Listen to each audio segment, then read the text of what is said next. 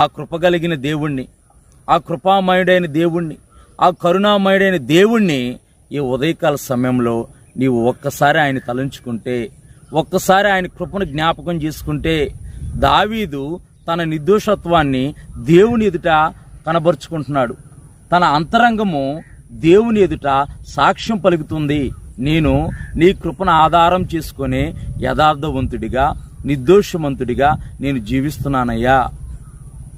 నీ మహిమను చూడాలని, నీ సన్నిధి చూడాలని, నీతో యుగయుగాలు జీవించాలని, నీ సన్నిధి నేను చూడాలని, నీ సన్నిధి నేను అనుభవించాలని దావీదు భక్తుడు కోరుకుంటున్నాడు.